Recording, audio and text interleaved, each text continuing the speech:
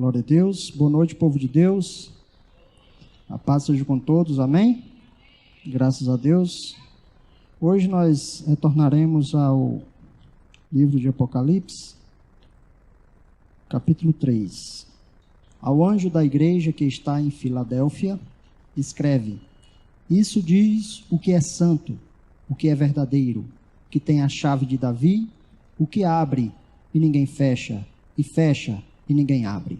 Graças a Deus. Louvado seja o nome do Senhor. Olha, irmãos, a igreja de Filadélfia, ela é uma das 7 que, na verdade, foram apenas 2 que não houve nenhuma reprimenda, não houve da parte de Jesus nenhuma exortação de que havia algo errado nela. É claro que nós bem sabemos que aonde existem seres humanos, existem também falhas, existem erros, existe pecado. Então, quando as pessoas criam esse imaginário de que a igreja de Filadélfia era uma igreja perfeita, a gente sabe que na real não era. Porém, ela foi uma igreja onde ela não recebeu diretamente uma reclamação da parte de Jesus, assim como a igreja de Esmirna também, né? Mas, irmãos, nós vemos que Jesus ele vai dar aqui para essa igreja vários elogios.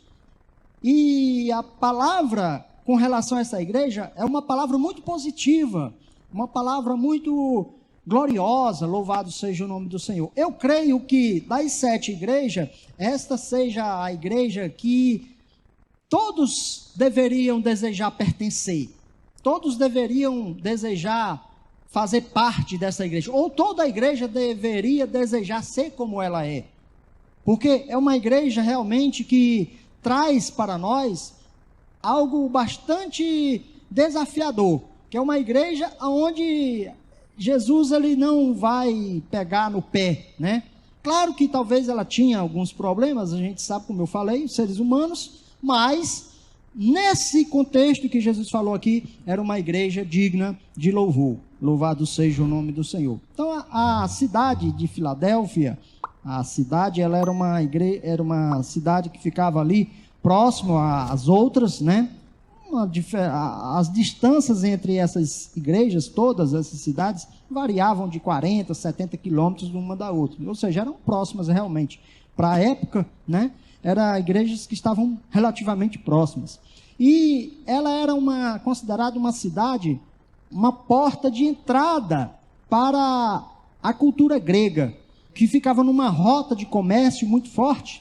E ali eles disseminavam, durante muito tempo ela foi usada para disseminar o pensamento grego, né? Porque, irmãos, quando a gente estuda a história dos governos, dos reinos humanos, nós vemos que o sistema grego ele foi um sistema diferenciado, porque o que ele fazia? Ele dominava o povo, mas ele controlava o povo não somente pela arma, pela guerra, mas através da cultura.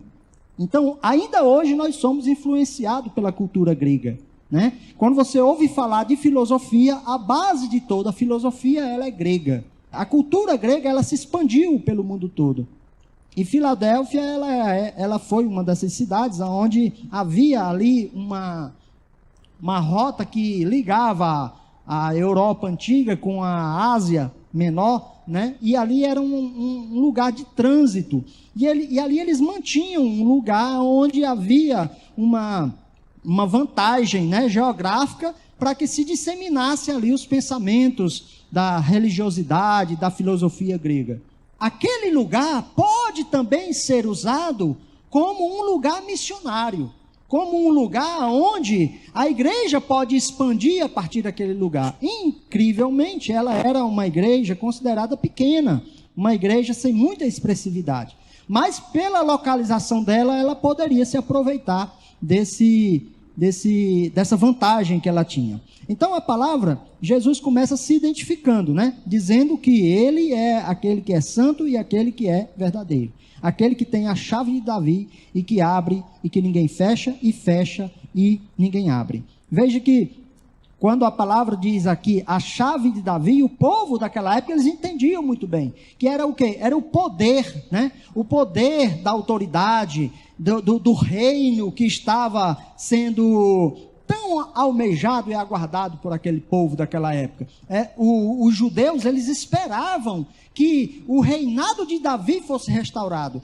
E para a gente entender o reinado de Davi, a gente volta um pouquinho atrás na história, e a gente vê que o reinado de Davi foi um reinado de expansão, né? Foi um reinado de expansão. Israel expandiu seus territórios no período de Davi. Então, a lógica aqui era que, para a igreja de Filadélfia, aquele que tem a chave de Davi, ou seja, você, igreja de Filadélfia, eu estou com vocês, vocês estão numa missão de expandir, louvado seja Deus. E o sentido era realmente o evangelho do reino, o reino de Deus, em nome de Jesus, graças a Deus. Então Jesus, ele vai dizer isso, né? E ele diz, eu tenho, né, uma porta aberta diante de vocês, e essa porta ninguém abre e ninguém fecha, a não ser que ele dê essa autorização. Ele tem o controle, ele tem a chave. Louvado seja o nome. É o que ele diz aqui no final do versículo 7, né? O que abre e ninguém fecha, e fecha e ninguém abre. Glória a Deus. Louvado seja o nome do Senhor. No versículo 8, irmãos, ele vai falar o seguinte: olha, conheço as tuas obras. Eis que diante de ti eu pus uma porta aberta e ninguém pode fechar. E tendo pouca força, guardaste a minha palavra e não negaste o meu nome. Glória a Deus. Veja que nós temos, irmãos, uma das primeiras lições para uma igreja que aparentemente não tinha defeito, né? Ela tinha pouca força. Claro que o ter pouca força diante de Deus se tornava algo insignificante, já que ela tinha o quê? Guardado a palavra. A igreja, ela pode ser muito forte, ela pode ser muito grande, muito expressiva, ela pode ser até muito rica, muito poderosa, e ela pode cumprir muito bem o ide de Jesus e espalhar a mensagem do evangelho pelos quatro cantos da terra.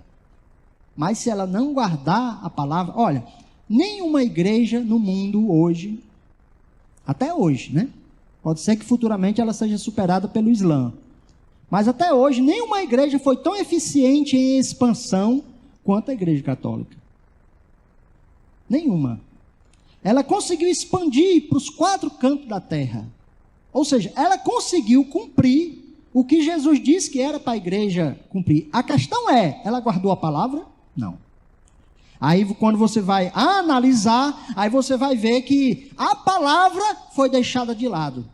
Vieram os dogmas, vieram as tradições, vieram inovações, foi instituído as idolatrias, foi instituído as festas, foi instituído as canonicidades a ídolos, aos seres humanos, foi colocado pessoas ao patamar de Deus.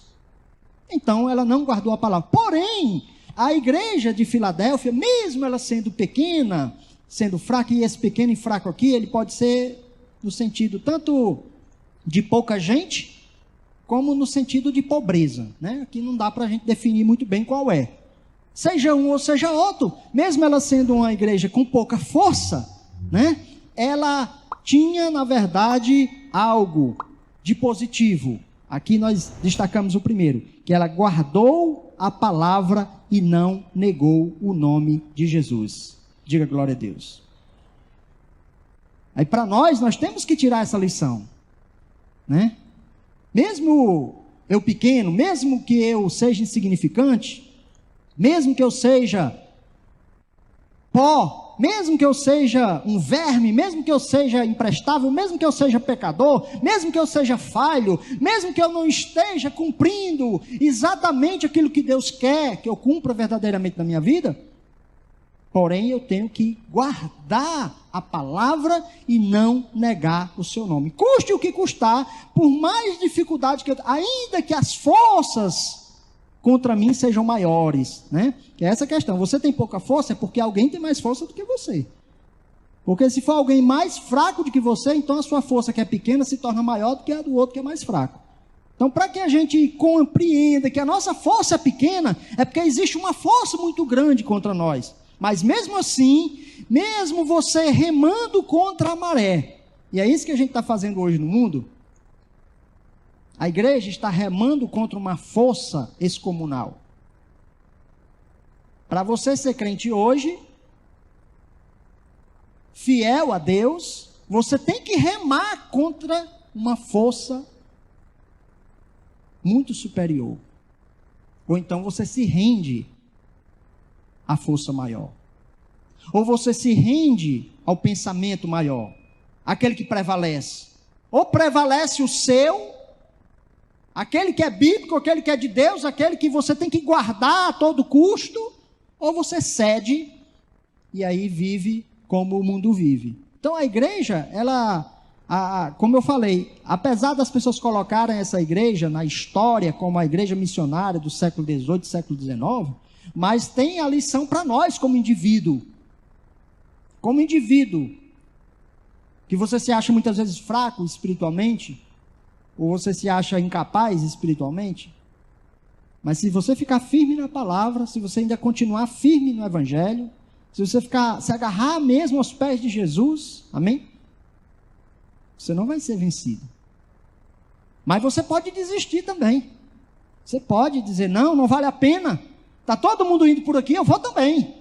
É mais fácil você ir na caminhada onde todo mundo vai junto, né? Então, a igreja, apesar de pouca força, ela tinha duas coisas importantes. A gente vai somando aqui, né? Primeira, guardaste a minha palavra. E segunda, não negaste o meu nome. Não negaste o meu nome, louvado seja Deus. Negar o nome de Jesus, eu já falei em outra oportunidade, não vou me estender. A gente nega Jesus de muitas formas. Não é só dizer eu nego Jesus, não. Né? A gente nega Jesus de muitas maneiras. Não é só se desviando e indo se esbaldar no pecado, não. Às vezes a gente nega também dentro da igreja. A gente nega também andando com a Bíblia. Ou ainda sendo denominado cristão ou crente. Né? Nega. E esse negar aqui tem uma consequência terrível. É aquilo que Jesus disse: aquele que me negar perante os homens, eu o negarei diante do meu Pai e diante dos seus anjos. Então, era essa uma das boas impressões que aquela igreja trazia, e que a gente tem que buscar para nós também. Não negar o nome do Senhor. E a gente nega quando o quê? Quando a gente não cede. Quando alguém começa a conversar com a gente e tenta impor um argumento contra a palavra, a gente não cede. Olha, você pode pensar desse jeito, você pode gostar disso aí, você pode ser assim, é a sua vida, porém a palavra de Deus não me permite isso. A palavra de Deus, a mensagem do evangelho, a verdade, e aqui o que diz, né? Aquele que é o verdadeiro, aquele que é o santo, não me permite esse tipo de argumento, não me permite eu viver esse tipo de vida. É isso que a gente tem que ter isso em mente, não negar o nome de Jesus. Versículo 9: eis que eu farei aos da sinagoga de Satanás, e aos que se dizem judeus e não são, mas mentem, eis que eu farei que venham e adorem prostrado aos seus pés, e saibam que eu te amo. Louvado seja Deus. É interessante, irmãos, que sempre há no Novo Testamento, tanto na época que Jesus esteve na terra, como no período apostólico, e agora já no final, né? João é o último vivo, tem sempre esse embate contra os que se dizem judeus e não são. Aqueles que... Porque na época havia judeus que se convertiam ao cristianismo, mas havia judeus que iam para dentro do cristianismo para fazer um cristianismo falsificado. E aí eles se colocavam como religiosos. E às vezes, irmãos, muito mais religiosos do que os próprios cristãos. De uma forma que era apenas aparente, apenas hipócrita, era uma forma apenas legalista, apenas por fora. E isso, na verdade, causava muito mal para a igreja, porque as pessoas começavam a trazer costumes do judaísmo, achando que aquilo ali promoveria salvação para eles. E o evangelho não é através das obras, é através da graça. Louvado seja Deus. O cristão tem que entender que ele tem que fazer obras, não é para ele ser salvo, não. É porque quem é salvo faz obras, independente de ser mandado ou não, de ser obrigado ou não fazer. Ele é salvo, ele faz obras. Mas ele não faz obras para ser salvo. Como, por exemplo, como a gente citou, a própria Igreja Católica, ela se desviou nesse sentido, né? Que você é salvo pelas obras. Né? Você tem que fazer obras para ser salvo. Nós não existe nada. Nem o batismo salva, nem a Santa Ceia salva, nem o fato de você fazer ou deixar de fazer, evangelizar, ou orar, ou jejuar. Não existe nada dentro do cristianismo que, se a pessoa fizer ou deixar de fazer, dará a salvação ou deixará de dar a salvação para ela. Não. Porém, quando a pessoa ela é salva, ela faz tudo para a glória de Deus, sem constrangimento, sem ter que ser uma obrigação, sem ter que ser algo forçado. Amém? Então, quando a pessoa diz que você é obrigado a dar o dízimo, está errado, você não é obrigado a nada. Mas se você é salvo, se você é temente a Deus, você vai evangelizar. Se você é salvo, você é temente a Deus, você vai pregar, você vai orar pelos outros, você vai trazer o dízimo, você vai fazer caridade, você vai fazer boas obras, você vai fazer porque faz parte da sua natureza. Você é uma nova criatura, você é uma nova pessoa, você nasceu em Cristo, a mesma compaixão que Cristo tinha, você tem também, louvado seja Deus. Então essa é a grande diferença que havia dentro da igreja. Então havia dentro daquele povo aqueles que se diziam judeus e não eram judeus de verdade. Eram mentirosos. E João, ele é tão duro com eles que ele diz, eles são de quê? Da sinagoga de Satanás. Por que da sinagoga de Satanás? Porque, irmãos, qualquer pensamento ou qualquer doutrina ou qualquer forma de ideologia ou filosofia que desvia a pessoa da verdade, é mentira. E se é mentira, de quem é? Quem é o pai da mentira? É o Satanás. Então tudo que desvia a igreja, que tira a igreja da sua vida de fidelidade, de santidade, de verdade da palavra, é um usado por Satanás para fazer isso com a igreja. Se é usado por Satanás, ele tá fazendo parte daqueles que Jesus disse, olha, quem está comigo, ou ajunta ou espalha. Quem está comigo, ajunta. Quem não está comigo, espalha. Amém? É isso que a palavra diz. Então, a pessoa está contra Jesus, está dentro da igreja, até prega também, só que prega coisa que leva as pessoas para o inferno. A partir do momento que alguém diz que determinada coisa não é pecado, e a Bíblia diz que a pessoa vai continuar pecando naquele pecado, porque alguém vai dizer, né, para ela, olha, isso não é pecado não, Deus não se importa com isso não. O que vai acontecer com essa pessoa? Ela vai continuar no seu pecado. E continuando no seu pecado, consequentemente, o fim dela será o inferno. Então o diabo, ele usa pessoas disfarçadas de servos de Deus, de judeus, de fiéis, para desviar as pessoas da verdade. E hoje nós temos, na verdade, né, esse grande problema. A igreja, né, desviada dentro da igreja. Tem uma igreja enorme, mas pessoas desviadas dentro da igreja, vivendo no pecado, vivendo na mentira, vivendo na lascívia, vivendo nas orgias, vivendo na promiscuidade, vivendo no engano, vivendo na prostituição, vivendo na fornicação, vivendo todo tipo de vida. E as pessoas, ao invés de advertir essas pessoas, Não, elas acalentam essas pessoas. Elas deixam essa pessoa viver esse tipo de vida. Essa pessoa que faz isso, ou essa igreja que faz isso, ou as pessoas que defendem esse tipo de evangelho, eles são da sinagoga de Satanás. Porque eles estão levando as pessoas a irem para o inferno, né? Sem a palavra de correção, sem a palavra de arrependimento, sem a palavra de mudança. E é isso que o evangelho é. A primeira mensagem do evangelho foi: arrependam-se. Amém, Jesus? Arrependam-se, porque nós falhamos, nós pecamos. Então essa igreja, apesar dela não ter nenhuma crítica, ela também tinha as falhas, né? Só que aqui não foi mencionadas. Continuando, irmãos. Para que venham e se prostrem aos seus pés e que saibam que eu te amo. Aqui, irmãos, é uma profecia para o tempo do fim, né? Claro que as pessoas naquela época não iam se prostrar diante da igreja, porque até isso é errado. Mas o se prostrar aos pés, nesse sentido aqui, é no sentido bíblico, né? De reconhecer a autoridade.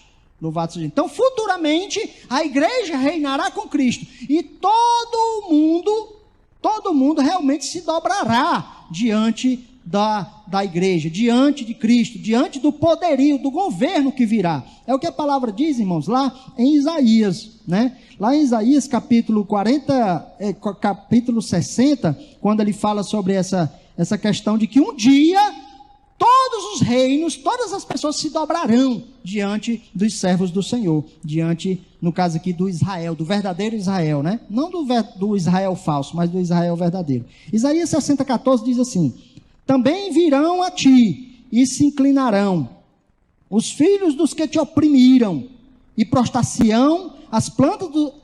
prostar-se-ão as plantas dos teus pés, todos os que desprezaram, e chamar-te-ão cidade do Senhor, a Sião do Santo de Israel. Ou seja, em Sião, de onde virá o governo messiânico, todos irão se prostrar diante dele. Diga graças a Deus, louvado seja o nome do Senhor. Não, irmãos, isso não é uma forma de vingança, não. É uma forma de reconhecimento de que o poder de Cristo foi instituído aqui na terra. E isso um dia vai acontecer. Isso não aconteceu ainda, amém? A igreja nunca dominou e nem nunca vai dominar aqui nessa terra. Só vai dominar no período milenial, aonde vai reinar com Cristo, onde serão reis e sacerdotes juntamente com Cristo. Quem crê, diga amém, diga graças a Deus. Então tem profecias na palavra de Deus que não foram cumpridas na sua época, serão cumpridas só futuramente. Versículo 10. Como guardaste a minha palavra? Mais uma vez, né? Você guardou. Qual era o principal argumento a favor da igreja de Filadélfia? Eles guardavam a palavra. Não é como as pessoas hoje que desprezam a palavra por qualquer coisa. Eles guardavam a palavra. Louvado seja Deus. Como guardastes a palavra da minha paciência, eu também te guardarei da hora da tentação que há de vir sobre o mundo para tentar os que habitam na terra. Eis que venho sem demora, guarda o que tens para que ninguém tome a sua coroa. Duas coisas, irmãos. A igreja, existe uma promessa para a igreja, para que ela seja guardada da hora da tentação que há de vir sobre a terra. A palavra de Deus chama essa hora de a angústia de Jacó, o dia da ira de Deus, o dia em que Deus vai derramar a sua ira sobre a humanidade. E existe uma promessa para que a igreja fiel, veja bem, eu quero destacar isso bem claro para os irmãos. Eu vou escrever aqui em letras maiúsculas: a igreja fiel do Senhor, ela será poupada desse dia. Como? Através do arrebatamento. Amém, Jesus? Antes que esse dia, o dia da ira, o dia da vingança, o dia da grande tribulação aconteça nesse mundo, a igreja fiel será arrebatada. Qual a igreja? A igreja que guardou a palavra de Deus. Tem um monte de gente aí pregando que a igreja vai passar pela tribulação, e vai mesmo, irmão. Do jeito que vai, a maioria vai passar. 90% da igreja, até essas pessoas que defendem que a igreja vai passar, eles também vão passar. Sabe por quê? Porque eles pregam que a pessoa pode beber, pode fumar, pode isso, pode aquilo. Eles pregam isso. É claro que vai ficar. Uma igreja desse nível, Será que a igreja fiel e verdadeira, a pura e santa e imaculada, a igreja do Senhor? Não. É uma igreja que tem compromisso com as coisas do mundo. Uma igreja que você não sabe mais se a pessoa é cristão ou se é mundano. Que a vida é entrelaçada, interligada, você não consegue mais separar. Então essa igreja, é claro que ela vai passar pela tribulação. Porém a igreja, a noiva do Cordeiro, ela será retirada da terra antes que o grande dia da ira do Senhor seja derramada. Quantos serão? Eu não sei, irmãos. Quem serão? Eu também não sei. Só sei que será: como guardaste a palavra da minha paciência, eu também te guardarei da hora da tentação que há de vir sobre o mundo. Glória a Deus. Vale a pena ser fiel, irmãos. Vale a pena servir a Deus. Vale a pena não ser levado pelo pensamento dos da sinagoga de Satanás. Não ser influenciado. Vale a pena viver aos moldes da Bíblia, ainda que todos digam que isso é atrasado, que isso é fanatismo, que isso não vale a pena, que isso é ultrapassado, que isso é coisa do passado. Deixe dizer, irmãos, o importante é que naquele dia vai se revelar aqueles que vão viver aqui e ver a ira do Cordeiro sendo derramada sobre essa terra. Ou se estarão na glória do Senhor, para participar das bodas do Cordeiro, para participar do casamento da noiva e do Cordeiro. Louvado seja o nome do Senhor. Eis a diferença, e a palavra de Deus sempre falou que há uma diferença entre o justo e o injusto, há uma diferença entre o que serve a Deus e o que não serve, há uma diferença aqueles que são da sinagoga verdadeira de Deus e os que são da sinagoga de Satanás, ainda que se reúnam no mesmo lugar. Amém? Versículo, guarda o que tens para que ninguém tome a tua coroa. Aqui é para os calvinistas. Calvinista de plantão, tem coragem, diga amém. Guarda a tua coroa. Por que tem que guardar? Porque senão vem alguém e toma. E pode tomar. Se não pudesse, não estava aqui no versículo, irmão. Quem é que pode tomar? Exatamente, a mudança do pensamento. Aquilo que você não fazia antigamente porque você tinha temor de Deus, e agora você faz porque você perdeu o temor de Deus. Aquilo que antigamente era pecado para você, e agora já não é mais, porque você não teme mais a Deus, você não guarda mais a palavra de Deus. Estão tomando a sua coroa, estão tirando a tua promessa, estão tirando aquilo que Deus prometeu para você, igreja fiel e santa. A igreja fiel está aqui, a Filadélfia, a igreja mais fiel, a igreja irrepreensível, a igreja que não tinha nada para se falar contra ela, mas está aqui a advertência. Olha aí. Não é uma crítica, mas é um alerta. Não chegou a ponto de ser uma crítica para aquela igreja, mas diz: epa, cuidado. Guarda o que tens. O que era que eles tinham?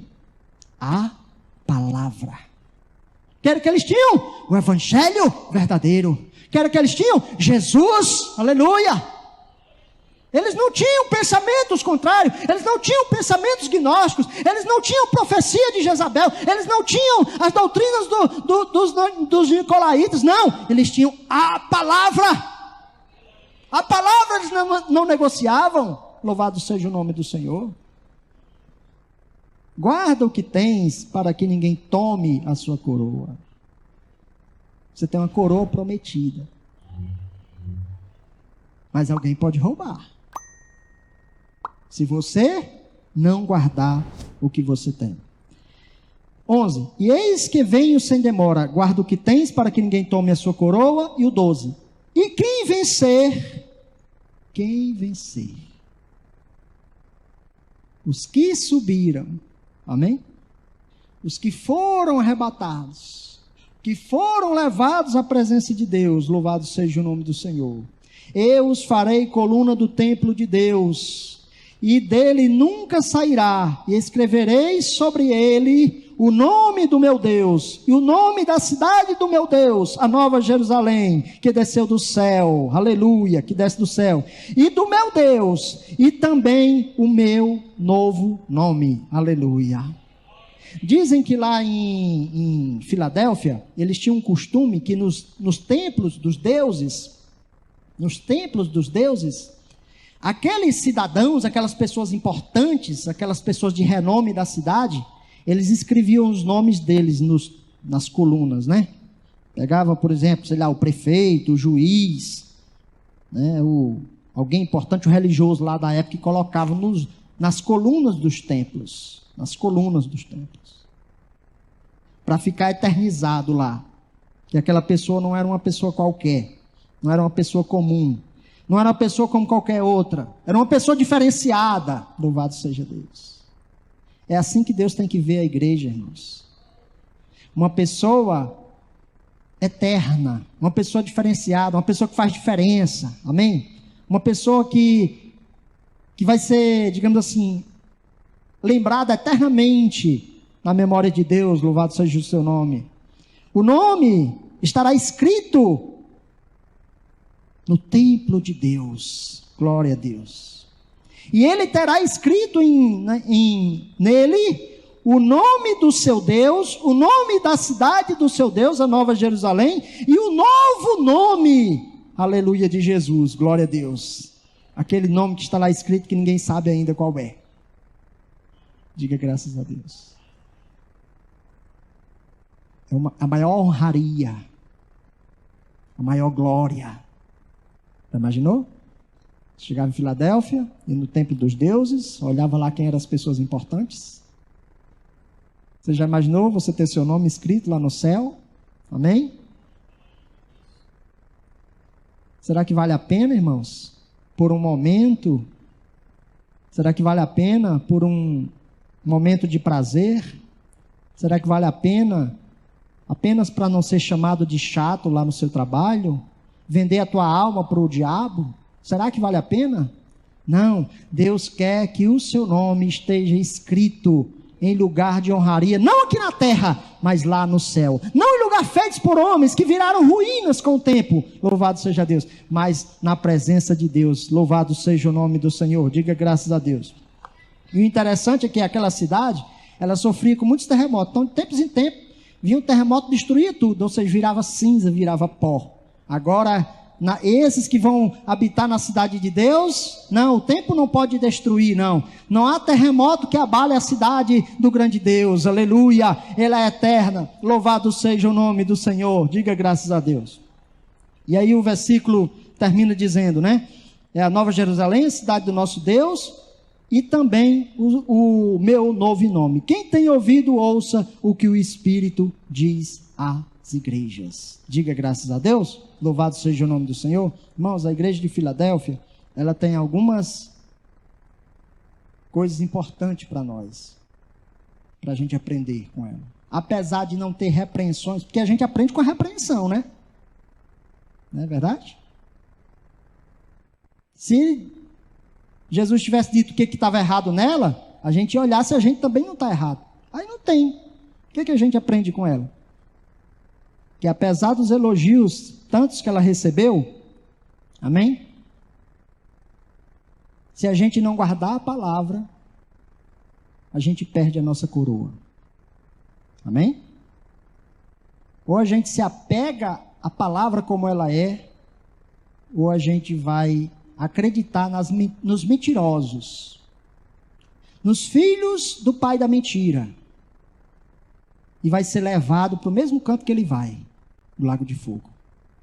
Aprendemos também, irmãos, que nós seremos poupados da tribulação. Toda a igreja se alegra com essa mensagem, mas porém a palavra diz que é só para os fiéis, não é para todos. Tem gente aí brigando para passar pela tribulação. Pois vá. Vivendo a vida que muitos estão vivendo, vão mesmo. Não precisa nem defender, vão. Agora o fiel, o verdadeiro, o santo, louvado seja Deus, esses serão poupados da ira de Deus que há de cair sobre este mundo. Diga graças a Deus. E por último, o seu nome, busque que o seu nome esteja escrito no livro da vida, não no livro dos homens. Esteja escrito não em colunas que o terremoto vai derrubar, mas nas colunas do templo de Deus, aleluia. Lá sim é para sempre, louvado seja o nome do Senhor. As honras humanas, irmãos, que a gente luta, a gente briga, a gente vive em função delas às vezes, tudo isso é pó, poeira, não vale nada. Mas aquela que vem de Deus, ela é a que vale a pena. Diga graças a Deus. A igreja de Filadélfia nos ensina, até com os elogios dela, que muitas vezes nós estamos tendo uma visão errada do que é ser igreja do Senhor. Estamos buscando apenas as coisas humanas. Estamos buscando apenas as coisas materiais. Buscando apenas as honrarias humanas. Estamos buscando apenas as coisas passageiras. Estamos perdendo o foco daquilo que é verdadeiro, daquilo que é real, daquilo que é importante. Estamos negociando muitas vezes as nossas verdades. As verdades que nós aprendemos quando éramos neófitos na fé, quando estávamos começando ainda, quando ainda éramos crianças, bebendo leite. E aí hoje nós abandonamos as nossas verdades, abandonamos as verdades do Evangelho e absorvemos um Evangelho totalmente poluído, um Evangelho totalmente contaminado. A igreja de Filadélfia nos ensina que as glórias é para os fiéis, em nome de Jesus. Diga graças a Deus. Nada menos do que isso. Nada menos do que isso. Louvado seja Deus. Só para os que vencerem. Diga graças a Deus. Não é para quem participou da batalha, não. É para quem venceu. Amém? Diga graças a Deus. Vamos ficar de pé, vamos orar. Amém?